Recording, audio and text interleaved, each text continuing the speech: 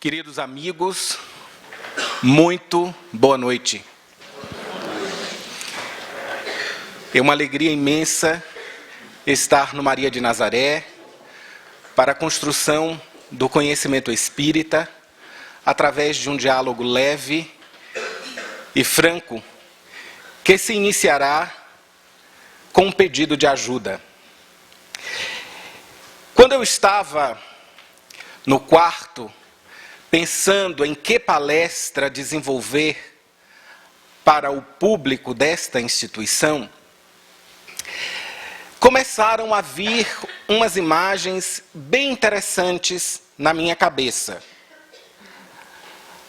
A primeira delas foi a de uma casa de cupim. E eu via os cupins dançando de um lado para o outro, construindo a sua casa e o seu caminho. Depois, eu me lembrei de que cupim se casa muito bem com lagartixa. E fiquei imaginando a lagartixa transitando tranquilamente por aqueles caminhos. Logo em seguida, me vi pequeno diante das professoras, se é que eu fui pequeno alguma vez. Porque costumeiramente eu brinco que sou o maior médium do mundo. Eu tenho 1,93 m de altura, só na altura mesmo. E então, me lembrei de que quando eu estava com a minha professora, ela cantava uma tal de uma musiquinha. A musiquinha que falava da cabeça, a musiquinha que falava do cupim, a musiquinha que falava da lagartixa, mas não houve jeito, meus amigos, de lembrar da música.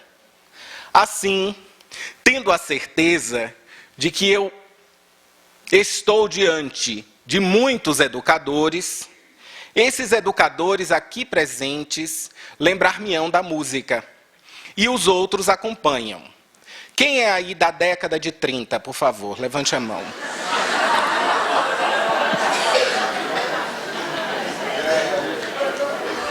Olha, esse pessoal sabe de tudo. Então vocês se lembram dessa música? É conhecida? É muito conhecida. Pois é, eu fui morar numa casinha, não é? É assim mesmo? O pessoal daqui, o daqui já respondeu, o pessoal daqui. Eu fui morar numa casinha infestada, não é? Olha, eu só queria cantar, fui morar numa casinha enfeitada. Olha, veja o que é baiano. Baiano é mal da cabeça, é uma coisa terrível. E então, quem vai me ajudar? Vocês vão me ajudar? Então vamos começar? Eu fui morar, não é? Eu não sou muito bom de voz, não. Fui morar numa casinha, não é? Quem começa, pessoal? Me ajudem aí, porque eu estou tão tímido. Exatamente, é essa música aqui. O pessoal do fundo se lembra.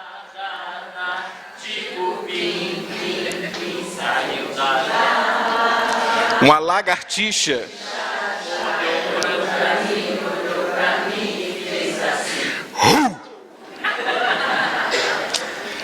Mas nem todos cantaram.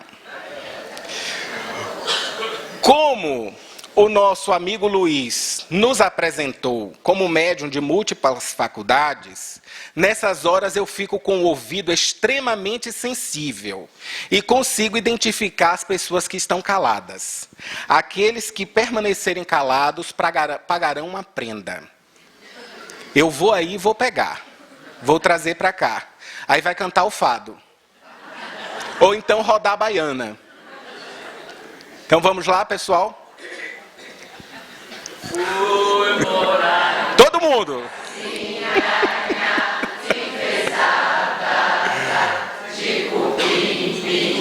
Saiu uma lagartixa.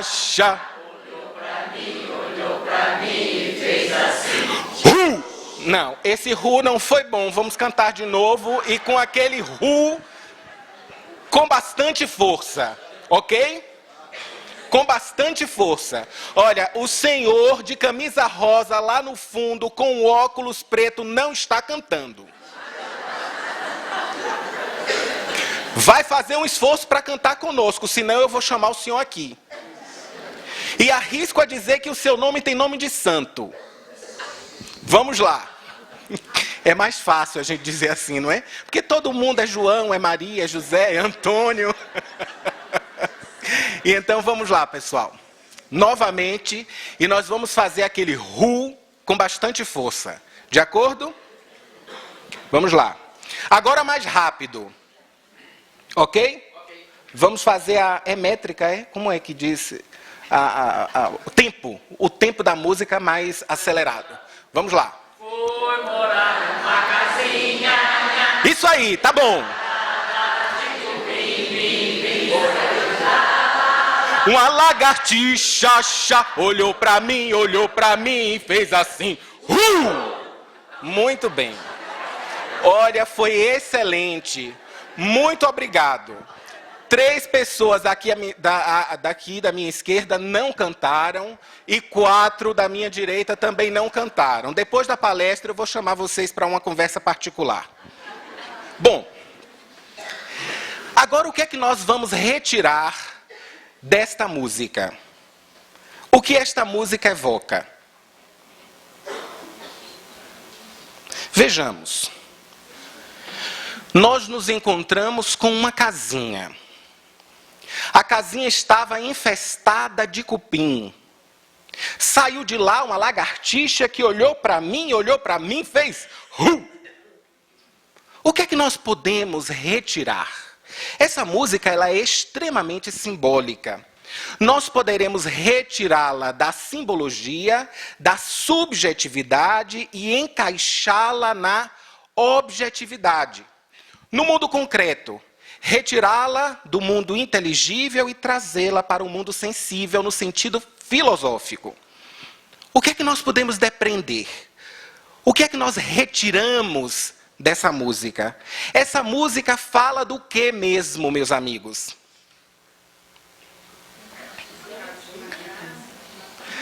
Vamos sair da simbologia e trazê-la para o nosso mundo concreto, para a nossa experiência. No nosso dia a dia isso acontece muito. É o que você falou? Mudanças. As mudanças elas são necessárias para nós enfrentarmos esta situação, que é uma situação natural, é necessária, mas que se permanecer em nossas vidas, provoca o adoecimento do pessimismo. O que é isso mesmo? Quando nós fazemos para alguém, nós estamos querendo impor ou querendo deflagrar um tipo de sentimento. Qual é ele? Medo. Então nós saímos por aí, passeando aqui e acolá, transitando pelas mais variadas estradas da experiência humana, e por conta de uma série de situações, que são situações biológicas, psicológicas, socioculturais, espirituais, vamos trazendo para nós alguns cupins.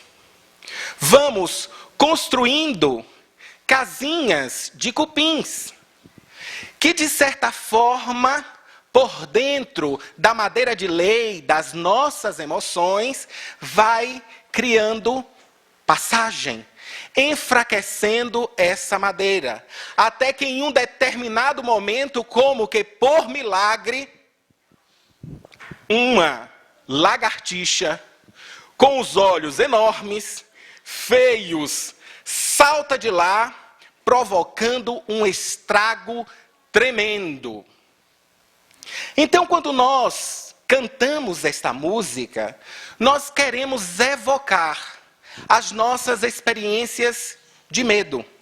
Nós queremos lembrar dos cupins que transitam pelas nossas mentes, criando uma psicosfera desfavorável a uma vida luminosa, a uma vida de felicidade. Muitas vezes, por medo, nós não avançamos nas relações. Nós não avançamos na direção da autorrealização.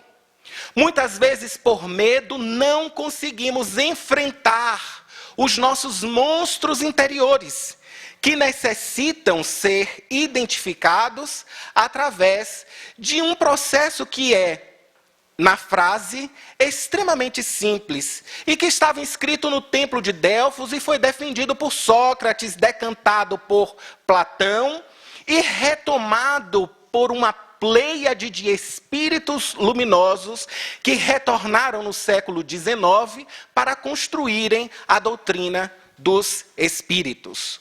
O conhece-te a ti mesmo, portanto, é a proposta de colocação do homem diante do espelho da sua própria consciência para a identificação dos seus monstros. E isso gera um medo tremendo na criatura humana. Isto porque nós vamos criando, ao longo das nossas relações, ao longo do tempo, uma série de fantasias, que a Grécia chamava de persona, porque era a máscara que os atores se utilizavam na ágora, no teatro, para representarem. E quando nós fantasiamos, geramos obrigatoriamente, construímos obrigatoriamente, forjamos obrigatoriamente determinadas crenças. E aí, dentro de nós, vicejam minimamente 3 eus. O eu que os outros acham que eu sou. O eu que eu acredito que eu sou. E o eu verdadeiro que necessita ser visitado. E ele só será visitado, só será absorvido a partir do momento em que nós destruirmos as 2 outras crenças. E para isso é necessário, sem sombra de dúvidas, começarmos destemidos a diluir nas nossas estruturas emocionais o orgulho e o egoísmo. Porque estes vão nos dizendo as mais absurdas mentiras sobre aquilo que nós somos. E do lugar do orgulho e do egoísmo, experimentamos muita infelicidade. Na sequência dessa nossa consideração, eu gostaria de vos apresentar um vídeo que arremata a introdução do nosso trabalho. Vejam que coisa interessante. Vejam como nós criamos barreiras.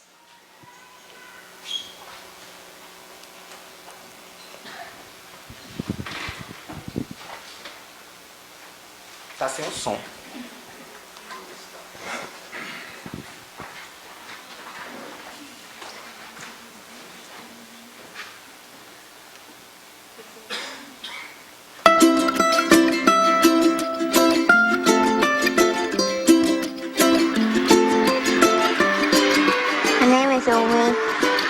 Umi Kazrina.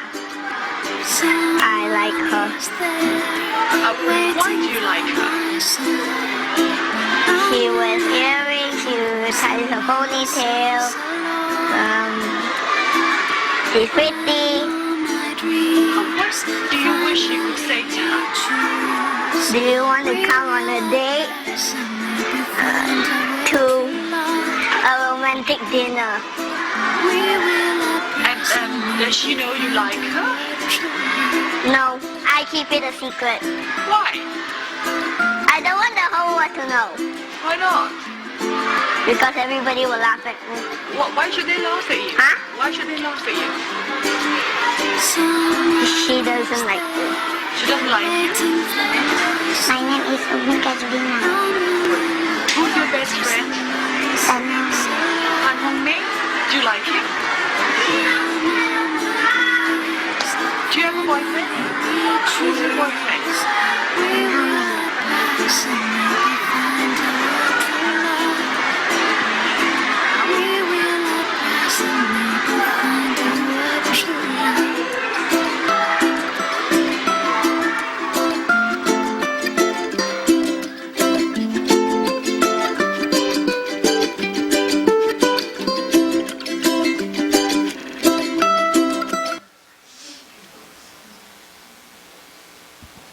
vocês vejam o que o medo é capaz de fazer.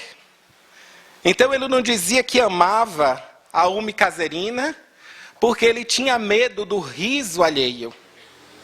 E muito provavelmente ele tinha medo de ser rejeitado. Nada diferente daquilo que se processa nos nossos corações. Nada diferente das ideações que nós fazemos em relação às vivências da afetividade.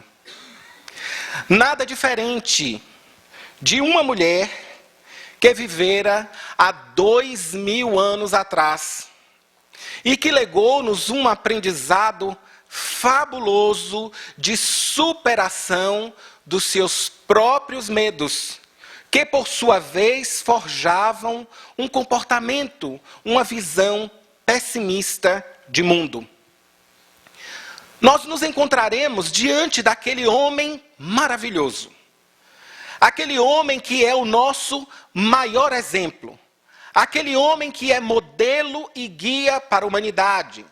Aquele homem, segundo a carta de Públio Lentulus, apresentava-se com os cabelos de ouro, partidos ao meio à moda dos nazareus. Este homem está centrado em meio a uma multidão que o buscava tocar, o buscava para ouvir, tentava de certa forma um benefício da sua aura, do seu magnetismo de amor.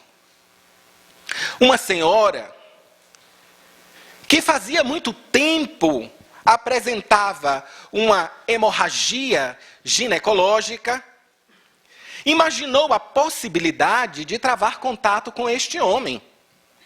Porque, afinal de contas, a sua fama era a de que apenas um olhar poderia devolver a cura física dos males pelas pessoas enfrentados.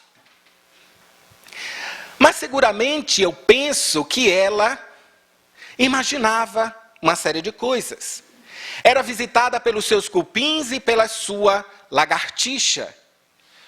Tinha medo de dar o primeiro passo. E se ele não me ajudar? E se ele não lançar os seus olhos misericordiosos por sobre a minha dor? De uma maneira geral, a psicanálise e a psicologia, elas entendem que o neurótico vive no futuro. E o neurótico está sempre estabelecendo barreiras, dificuldades, tentando controlar as mesmas dificuldades, tentando se antecipar a possíveis frustrações para não sofrer as agruras da rejeição, do insucesso, das frustrações, novamente digo, decorrentes de possíveis falhas. E ela, de certa forma, estava tentando se antecipar, tentando proteger o seu coração, levantando mecanismos de defesa do ego para não sofrer tanto da presença da ansiedade massiva que naquele instante, diante de tantas respostas incongruentes dos médicos, lhe afogava o coração. Ela, no entanto, pensou o seguinte: talvez ele não me ofereça o olhar. Talvez nem sequer toque no meu corpo. E num momento de coragem, porque todos nós possuímos esta virtude maravilhosa, coragem. E mais ainda, nós todos possuímos coragem da fé, que é muito bem apresentada no Evangelho segundo o Espiritismo, em uma das mensagens mais belas ali contida. E então, tomada de coragem da fé, ela simplesmente estende a mão por entre as pessoas que cercavam o mestre Nazareu e lhe toca a veste. De repente, o mestre olha para um lado, olha para o outro, pergunta aos discípulos que ali estavam: alguém me tocou? E um deles, mais precipitado, diz assim: mas mestre, nós estamos cercados por uma multidão. É claro que muitas pessoas podem tê-lo tocado. Não, disse Jesus, esse toque foi diferente. Porque eu senti sair de mim uma virtude. E a mulher, amedrontada, trêmula, percebe que aquele ato, o ato simples de tocar a veste do Senhor, lhe conferira equilíbrio orgânico. O fluxo estancara. Ela estava curada, trêmula. Senhor, fui eu quem te tocou. E é claro, Jesus de Nazaré disse para ela: grande é a tua fé, segue adiante. Nós falamos de uma lagartixa, nós falamos dos cupins, nós falamos dos medos, dos nossos receios, que se não visitados pela lucidez, pela reflexão, vão gerando hábitos perniciosos que nos levam a estabelecer com a vida uma relação deficiente, uma relação problemática.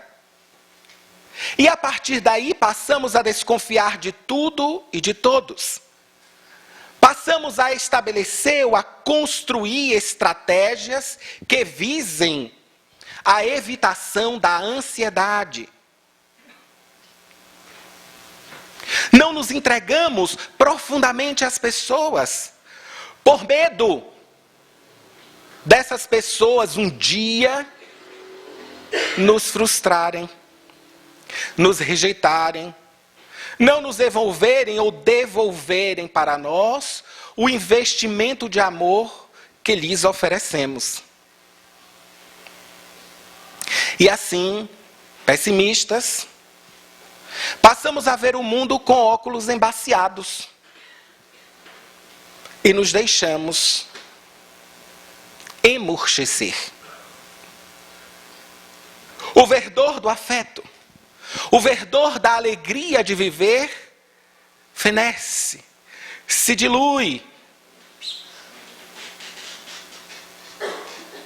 E dessa forma, vamos deixando de vivenciar, de presenciar, de experimentar os idílios da amorosidade, que é o objetivo de toda a criatura na Terra. O pessimismo, portanto, é um estado de espírito contrário ao otimismo, que se caracteriza por se ver as coisas sempre pelo lado negativo. E se o avião cair? E se o pneu estourar? E se aquela pessoa que eu amo me rejeitar? E se os espíritos obsessores me impuserem determinadas dificuldades? E se fulano não presta, porque fulano age desta forma. Ciclano não é bom, porque não concorda com as minhas ideias, e se eu expuser as minhas ideias, eu tenho medo que fulano discorde das mesmas. E assim nós vamos. com os óculos embaciados, olhando as coisas, olhando o mundo e nos deixando permear por essa disposição de espírito que nos leva, segundo o dicionário Aurélio, confirmando a primeira premissa, a encarar tudo pelo lado negativo e a esperar de tudo o pior. Eu me lembro que, eu já contei essa história aqui, se eu não me engano, que há uns 4 anos atrás, na minha primeira palestra sobre educação para a morte, a minha área de investimento profissional, eu tive que tomar um avião da cidade de Salvador para a cidade de Navegantes. Vejam só. Quando eu estava preparando a palestra, eu fiquei imaginando o avião. Meu Deus do céu, já pensou? Eu vou fazer a primeira palestra sobre educação para a morte e esse avião explode no ar? Confesso aos senhores que eu entrei no avião da Gol. Não vai sair aqui propaganda não, né? Entrei no avião da Gol temeroso. Eu, que normalmente não tenho medo de avião. Só de uns 2 anos para cá, depois dessa experiência. Vejam só. O avião voou tranquilamente de Salvador até Guarulhos. 2h30 de espera naquele aeroporto terrível. Pegamos o outro voo. E 15 minutos depois ouvimos um estrondo. O avião já estava lá em cima, estabilizado. Eu olhava para o Sidney, o meu companheiro de viagem, que estava do outro lado. Eu estava na janela, uma amiga minha, psicóloga, no meio, e um outro amigo químico do outro lado. Eu olhava para Sidney e Sidney fazia assim, com os olhos arregalados. Você está assim. E eu, dá uma olhadinha e venha para cá. Aí ele fazia assim. Não queria sair do lugar. O avião trepidava muito, meus amigos. Quando a comissária passou, eu perguntei a ela, e então o que foi que aconteceu? Ah, não aconteceu absolutamente nada. Foi muito provavelmente um urubu que bateu no estabilizador horizontal. Os senhores imaginem um urubu a 11.500 metros de altura. Então eu percebi ali que a situação era uma situação grave. E então, comecei a orar. E me lembrei de Chico Xavier, com aquele famoso caso do avião. Disse, meu Deus do céu, a turbina com toda certeza parou de funcionar. Mas o que é que fez a turbina parar de funcionar, a gente não sabe. A senhora do meu lado, a psicóloga, já apertava a minha mão, quase que eu perdi esses 4 dedos. E Pai Nosso que estás no céu para um lado, Pai Nosso que estás no céu para o outro. E eu tentando manter a minha calma, porque eu tinha que dar provas de que era um indivíduo educado para a morte. Porque eu ia dar a minha primeira palestra nessa área. Vocês não imaginam o sufoco que foi controlar as emoções. Vencer os meus medos. Porque naquele instante eu fui visitado por muitos medos. O medo de chegar no plano espiritual e encontrar com todos os meus obsessores. Eu acho que esse é o medo de todo mundo, não é? É ou não é ou não é? Não é? Aí a gente tem medo de ir lá para o umbral ou então para o abismo. Eu estava morrendo de medo disso. Depois o medo de deixar a instituição, o Grupo Espírita Sheila lá vazio, sem ninguém. Depois o medo de não estar mais com os meus amores. E aí eu pensei em alguns deles, naquilo que eu gostaria de dizer para eles e que não disse. Um deles, ou uma das frases memoráveis é: você é um traste, você me fez isso, aquilo e aquilo outro. Brincadeira. Bom, o fato é que, daí a poucos instantes, o comandante disse que havia um problema na turbina direita, no reator direito, por isso mesmo eles precisaram desligá-lo. E para pousarem em Guarulhos, deveriam sobrevoar a região de Ilhabela para perder combustível, por consequência, peso, a fim de que o avião pousasse, entre aspas, tranquilamente e com segurança. Aí foi que eu fechei os olhos mesmo e comecei a rezar. Rezei, rezei, rezei. De repente, um benfeitor espiritual se aproxima. É o Dr. Ivon Costa, que costumeiramente aparece nas nossas atividades mediúnicas. E eu perguntei para ele, então, Dr. Ivon Costa, o que foi que aconteceu? Não foi nada com morra educadamente não, viu, pessoal? É só a situação que é semelhante.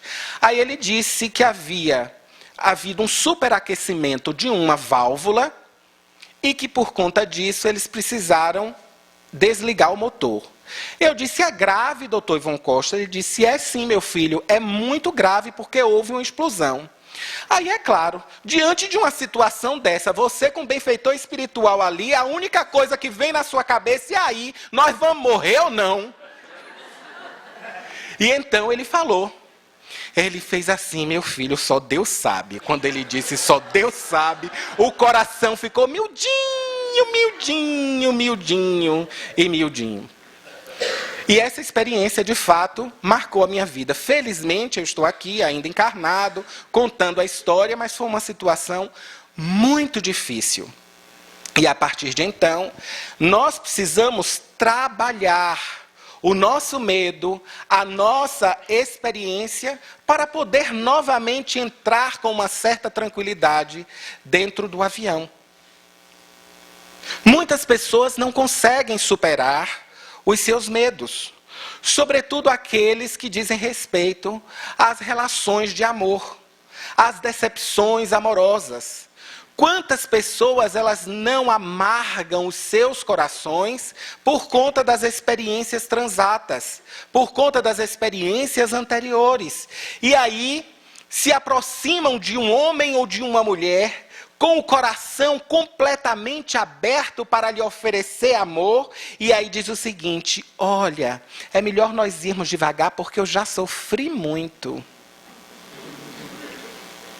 Esta é uma visão pessimista, porque o indivíduo otimista, ele tem coragem, ele segue adiante, vence as suas próprias barreiras, limpa ou desembacia os óculos para se encontrar com a sua felicidade. No âmbito filosófico, segundo a mesma fonte, Aurélio, o pessimismo refere-se a um caráter das doutrinas metafísicas ou morais que afirmam a supremacia do mal sobre o bem e costumam levar à adoção de uma atitude geral de escapismo, imobilismo ou conformismo. Quer seja o mal considerado a privação dos meios de conservação da vida, alimentação, abrigo, etc., quer seja considerado a privação dos meios de expansão e desenvolvimento espiritual. Dois grandes filósofos responsáveis pelo fomento dessa perspectiva foram Schopenhauer e Nietzsche. E Nietzsche, com seu niilismo, dizia que o nada existe. E que a humanidade inteira se direciona para o nada. Portanto, era lícito a toda criatura viver na sua trajetória um estado de anarquia. Já que o nada existe e é o nosso objetivo, a nossa direção, não há a mínima necessidade de uma vida ética, de uma vida moral. Porquanto, para além do nada, só existe nada. E assim sendo, a crença no futuro, a coragem da fé, a esperança estariam praticamente destruídas no coração humano. O pessimista, portanto, vive dessa forma. Minha culpa, minha máxima culpa, minha soberana culpa. Ele está sempre pensando nas facadas que vai tomar, nos venenos. Eu brinco com o Tarcísio de vez em quando o Tarcísio vai me dar água, eu digo, botou veneno aí. Os venenos que porventura as pessoas possam oferecer. É óbvio, existem muitas pessoas que são venenosas mesmo. E venenosas na língua, na palavra. E uma palavra venenosa, dita para ouvidos incautos, destrói muita reputação. Mas a verdade prossegue. E é claro que um dia a verdade ressurgirá. Mas o pessimista, ele vive dessa forma, com o machado na cabeça, sempre se colocando em uma posição de vítima. Vítima do mal imaginário, vítima das forças escondidas da natureza e que conspiram para o seu mal. Aí nós vamos avançando na nossa conversa para nos encontrarmos com os 12 mandamentos do pessimista. E eu tenho certeza que muitos de nós haveremos de nos encontrar por aqui. O primeiro deles é, eu não estou dizendo que todos são pessimistas, mas nós já transitamos algumas vezes, não fiquem tristes comigo, nós já transitamos algumas vezes por essas áreas. E a proposta é não transitarmos mais. Mas vejam lá. O primeiro mandamento. Contemple com resignação o degrau mais elevado da escada do sucesso. Isso significa dizer, permaneça lá embaixo, meu filho, observando o seu objetivo que está lá em cima. Elenque todas as dificuldades que você possui. A artrose no joelho, a fibromialgia que não lhe deixa andar direito, a labirintite que lhe atacou, a hipertensão arterial que não está muito, que está elevada, ou então mesmo a preguiça. A preguiça depois do almoço, que de vez em quando nós sentimos e queremos dormir. E aí, quando nós falamos assim, eu me lembro da história de uma galinha. É uma fábula bem engraçada. Vejam, há muito tempo atrás, na época que a galinha falava, que os patos falavam, que os gansos falavam, e que as vacas falavam, uma galinha muito sábia, e olha, é difícil nós nos encontrarmos com galinhas inteligentes, não é verdade? Mas naquela época elas possuíam uma inteligência fora do comum. E uma dessas pegou 5 grãos de trigo. E, é claro, convidou o pato, o ganso, a vaca e o porco para poderem limpar o terreno ao lado, a fim de que ela pudesse plantar o trigo e a fim de conseguirem o milagre do pão. E vejam, a vaca disse, estou recém-parida, não posso lhe oferecer o meu tempo. O ganso e o pato disseram, minha querida, se nós formos trabalhar aí, perderemos o nosso seguro-desemprego. E o porco afirmava que estava muito gordo e que se trabalhasse daquela forma, consequentemente teria um infarto. A galinha pensou, não, então eu vou e trabalho sozinha. Limpou o espaço, plantou, daí a poucos dias o trigo verde surgia maravilhoso, dançava ao sabor do vento. O tempo vai passando, as suas folhas se amarelam, até permanecerem douradas. Era o momento da colheita. Os grãos estavam maduros. Ela imaginou. Havia, portanto, estava vivendo em uma comunidade. Não, eu vou conversar novamente com os meus amigos. Bom, chamou a vaca, o pato, o ganso e o porco novamente. Aí a vaca disse: querida, eu não tenho tempo. Como você sabe, eu sou uma mãe temerosa. O meu bebê não pode andar por aí afora, porquanto se sujeitará aos perigos dos lobos. Mas não é o Fernando Lobo, não. É dos lobos que andam aí à espreita.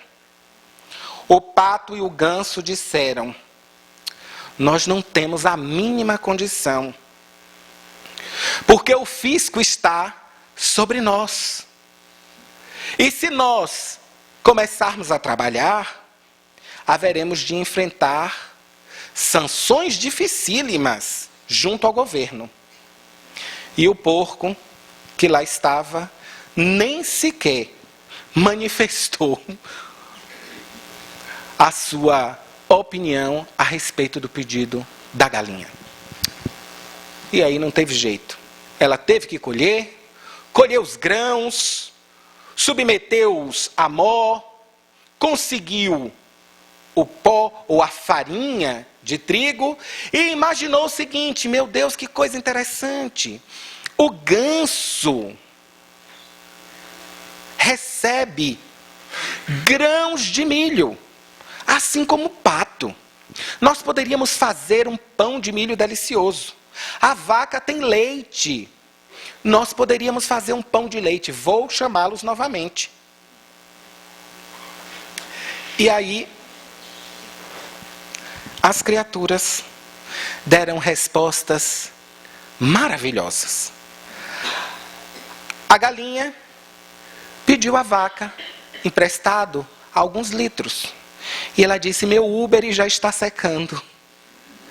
O meu filho mama dia e noite, já não tenho mais disponibilidade. Além do que, se eu ficar me utilizando muito da minha teta, do meu úbere, mais tarde ele ficará caído e não será interessante para a minha beleza.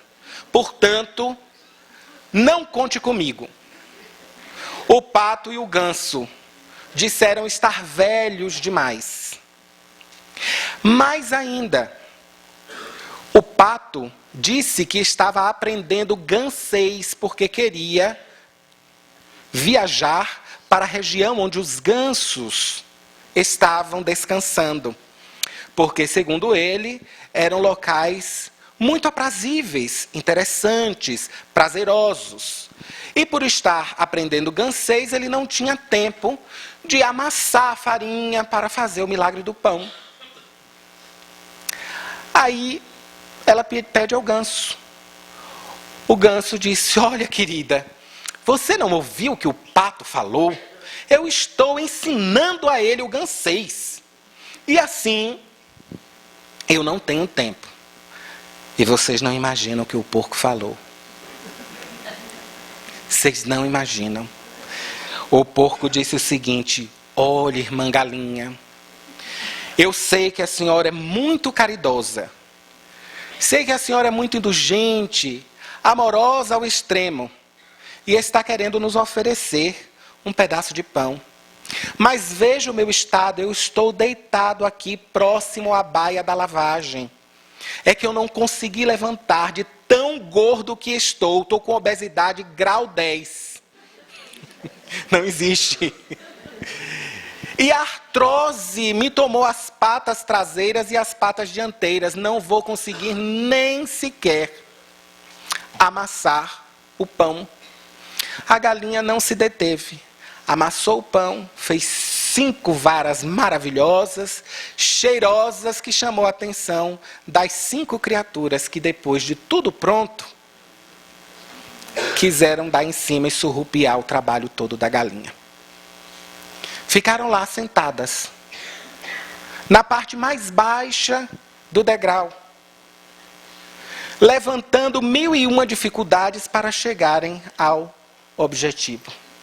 E ainda assim, mesmo sem direito a comer do fruto do trabalho da pobre galinha, foram julgados pela águia, que é muito sabida, e disse que a galinha, embora tivesse feito todo o trabalho sozinha, sem a ajuda dos mesmos, deveria, por uma questão de indulgência e amorosidade, compartilhar, ainda que julgasse inapropriada a sua ação com aquelas criaturas que ali estavam. O segundo mandamento diz: discrimine cuidadosamente as 10 razões pelas quais não pode ser bem-sucedido. Colecione com carinho os fracassos de todo tipo, inclusive os fracassos amorosos. Descarte qualquer possibilidade de sucesso ou popularidade para si mesmo. Chore constantemente as suas misérias, contando-as sem falta para as pessoas que conheces. Acuse a você mesmo sempre de tudo que seja negativo. Alegre-se quando seus palpites negativos se tornem realidade.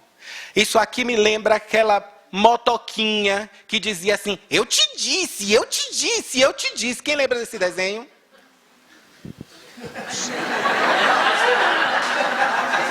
Rapaz, eu sou velho, viu? Você se lembra? Graças a Deus. Olha, tem um ali que é da minha idade que se lembra. E o restante não lembra, não?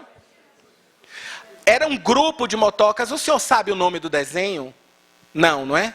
Era um grupo de motocas, meus amigos. E eram malfeitores. Quando eles se davam mal, essa motoquinha pequenininha, com a voz bem estridente, dizia assim: eu te disse, eu te disse. Não, não passava na Bahia, não. Olha... Não era programa da Bahia, não. Olha, esse era um programa da TVE. Deixe-me ver aqui o nome do programa. Como é o nome daquele... Meu Deus do céu, o nome... Rá-Tim-Bum. Era Rá-Tim-Bum. Esse desenho é da leva daquele Fusquinha, o Fusquinha falante. Quem se lembra desse? Oh, meu Deus do céu, o pessoal não ajuda. Só tem aqui gente de 20 para baixo, é? Oh, Senhor, graças a Deus que aqui tem muita juventude. E ela se alegrava porque havia acertado os palpites negativos. Imagine que não existe qualquer oportunidade para você. E que se já houve, você a perdeu. Que todas as portas estão fechadas e para você não há saída. Não lute por seus ideais. Diga sempre: eu não posso. E seja esta a sua frase favorita. Repita constantemente: o sucesso não é para mim. Não trabalhe, não estude, não sonhe, nem realize qualquer coisa. Não sinta amor, paixão ou interesse por nada nem por alguém. Abrace logo aí a sua costelinha.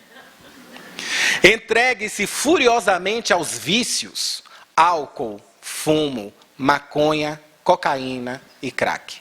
Os 12 mandamentos do pessimista. E aí nós vamos ter um problema, que é o problema da afinidade e sintonia.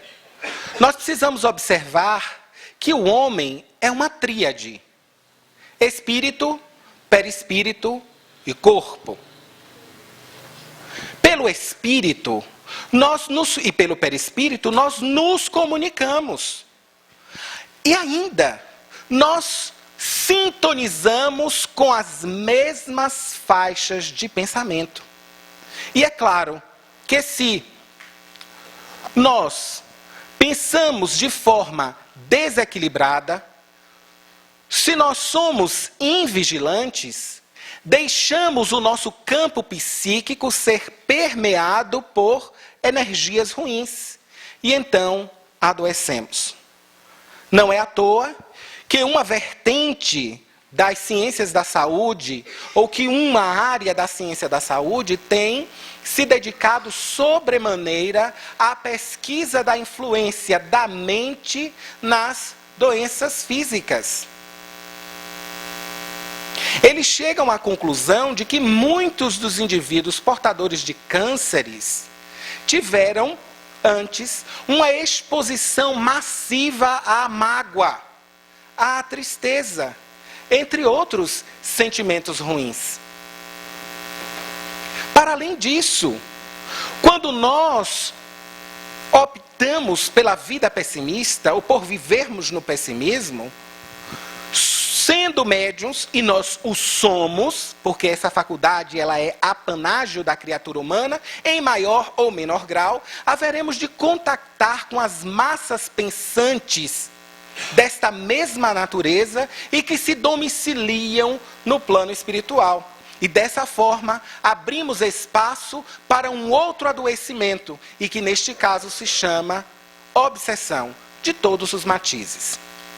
Do contrário, se procuramos ser otimistas, se cultivamos a amorosidade, a alegria de viver, nós reverdecemos, perfumamos o ambiente com a nossa boa energia, com a nossa boa vibração.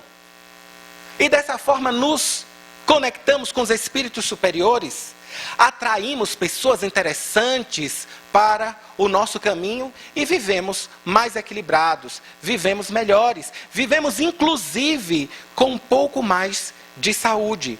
Assim os estudos nos comprovam. Os estudos têm nos dito que os indivíduos que oram são indivíduos mais saudáveis. Mais ainda, quando nós oramos para os outros, e esse foi um estudo desenvolvido nos Estados Unidos, junto a pacientes submetidos à cirurgia, quando nós oramos para o outro, conseguimos antecipar a alta hospitalar dos pacientes que lá estavam. É a oração intercessória. Vejam que coisa interessante.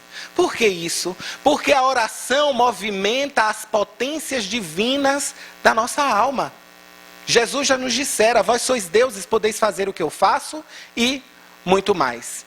E é Ele, portanto, quem vai nos dar uma receita maravilhosa. Ele vai estimular no nosso coração a fé no futuro. E o indivíduo que tem fé no futuro é um indivíduo otimista. É um indivíduo que entende Deus como soberanamente bom e justo. E a sua justiça é aquela que não falha. No Sermão do Monte, ele nos oferece essa condição de uma forma muito poética. Ele vai dizer que bem-aventurados são os pobres de espírito, porque deles é o reino dos céus. Bem-aventurados os que choram, porque eles serão consolados. Bem-aventurados os mansos, porque eles herdarão a terra. Bem-aventurados os que têm fome e sede de justiça, porque serão fartos. Bem-aventurados os misericordiosos, porque eles alcançarão misericórdia. Bem-aventurados os limpos de coração, porque eles verão a Deus. Bem-aventurados os pacificadores, porque eles serão chamados filhos de Deus. Bem-aventurados os que sofrem perseguição por causa da justiça, porque deles é o reino dos céus. Bem-aventurados sois vós, quando vos injuriarem, perseguirem e mentindo, disserem todo o mal contra vós por minha causa.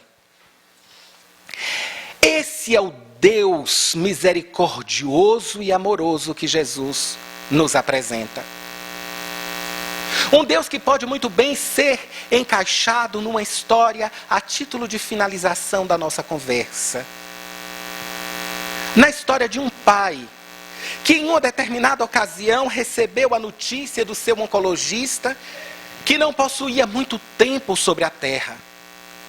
Este homem era possuidor de muitas terras, de muita riqueza, de muito ouro e dólares. Estava preocupado com o seu único filho, um jovem de 23 anos, folgazão, irresponsável, que gostava de sair por aí e acolá. Ele sabia que quando morresse, o filho lhe iria dilapidar todo o patrimônio. Em um dia, quando percebera que o filho não chegava, Pegou a sua cadeira de balanço, colocou na porta da sua casa e esperou até altas horas da madrugada. O filho chegou um tanto quanto alcoolizado e ele disse: meu filho, eu preciso conversar contigo. Eu estou com câncer. Que nada, papai, o senhor não está com câncer nada, o senhor é jovem, o senhor é bonito, é forte. Normalmente nós negamos para evitarmos o confronto com aquilo que nós chamamos inicialmente de ansiedade. E aí, o pai disse: não, meu filho, eu vou morrer. Eu estou com câncer já em estágio avançado e eu gostaria de conversar contigo. Meu filho, você é muito irresponsável e eu tenho certeza que você vai dilapidar o meu patrimônio em poucos meses depois da minha morte. Vamos fazer um acordo? Olha, papai, eu não quero conversar sobre isso, não. Conversamos amanhã. Não, meu filho, vamos conversar agora. Se você me dilapidar o patrimônio, meu filho, você vai se enforcar no nosso celeiro. É a mínima manifestação de honra que você pode fazer para mim. E o jovem tomou do papel onde o pai havia escrito os artigos daquele contrato, assinou e disse: tá bom, papai, mas eu tenho certeza que o senhor não vai morrer. Daí a uns 6 meses, aquele senhor morre. E pouco tempo depois, o jovem lhe dilapida todo o patrimônio. Cai na rua da amargura. Pensa-se não merecedor de misericórdia. Lembra-se do seu amoroso e saudoso pai. E aí, nesse momento de tristeza, nesse momento em que ele não se percebe merecedor de nenhuma manifestação de ajuda, abre a gaveta da sua escrivaninha, lê o contrato e pensa: devo realmente cumprir com a minha promessa. Foi para o celeiro, chegou lá e encontrou a corda que o pai havia dito que ali estava. Passou a corda pela cumieira do celeiro, puxou um banco, subiu no mesmo, fez o laço, atravessou no pescoço, pensou: como eu gostaria que o meu pai estivesse aqui de novo. Profundamente arrependido do que havera feito. Como eu gostaria que o meu pai estivesse de novo. Como eu gostaria de ter uma segunda chance.